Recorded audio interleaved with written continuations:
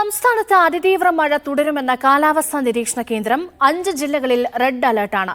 മഴക്കെടുതി രൂക്ഷമായ കോട്ടയത്ത് 2 ദുരിതാശ്വാസ ക്യാമ്പുകൾ തുറന്നു.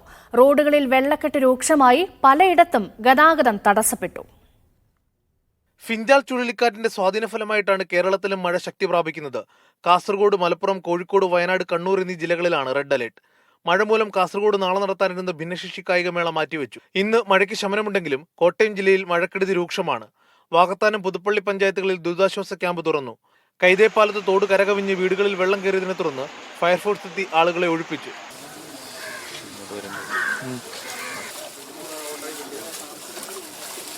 ഇരുപത്തിനാല് വീട്ടുകാരുണ്ട്.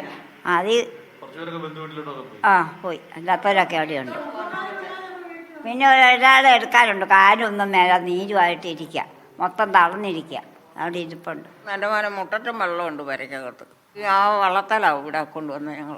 മഴ മുന്നറിയിപ്പിന്റെ പശ്ചാത്തലത്തിൽ ജില്ലയിൽ റവന്യൂ വകുപ്പ് മുൻകരുതലുകൾ ശക്തമാക്കി. നമുക്ക് ആശങ്കപ്പെടേണ്ട സാഹചര്യമില്ല. ഇപ്പോൾ നമ്മൾ 2-3 കോളനിയാണ് ഇവിടെ ഉള്ളത്. കോളനി ഇപ്പോൾ 2 കോളനി ആൾക്കാർ നമ്മൾ ഒഴിപ്പിച്ചിരിക്കുകയാണ്. അപ്പോൾ അതിൻ്റെ അകത്ത് അസുഖമുള്ളവരുണ്ട്, അതുപോലെ തന്നെ കുട്ടികളുണ്ട്, പ്രായമായിട്ടുള്ളവരുണ്ട്. അവരെല്ലാം നമ്മളിപ്പം മാറ്റിയിട്ടുണ്ട്, ക്യാമ്പുകളിലേക്ക് മാറ്റി. പുതുപ്പള്ളി മീനടം റൂട്ടിൽ ഞണ്ടുകുളത്ത് തോട് കരകവിഞ്ഞ് വെള്ളം കയറി ഗതാഗതം നിലച്ചു. പാമ്പാടി സ്വദേശിയായ വൈദികന്റെ കാർ തകരാറിലായി. വാകത്താനം കണ്ണഞ്ചിറ കൊട്ടാരത്തിൽക്കടവ് റോഡിലും വെള്ളം കയറി ഗതാഗതം തടസ്സപ്പെട്ടു. അയർക്കുന്നം കിടങ്ങൂർ റോഡിലും വെള്ളക്കെട്ടുണ്ട്. ശബരിമല പാതയിൽ ഇന്നലെ മണ്ണിടിഞ്ഞ അട്ടിവളവിൽ വീണ്ടും മണ്ണിടിഞ്ഞു. ഈരാറ്റുപേട്ട വാഗമൺ റൂട്ടിൽ രാത്രിയാത്രാ നിരോധനം തുടരും. ഇല്ലിക്കൽക്കല്ല്, ഇലവീഴ, പുജിറ, മാർമലരുവി എന്നീ വിനോദസഞ്ചാര കേന്ദ്രങ്ങളിലേക്കുള്ള യാത്രയ്ക്കും ജില്ലാ ഭരണകൂടം നിരോധനം ഏർപ്പെടുത്തി. ജില്ലയിൽ ഖനന നിരോധനം ഈ മാസം 4 വരെ തുടരും.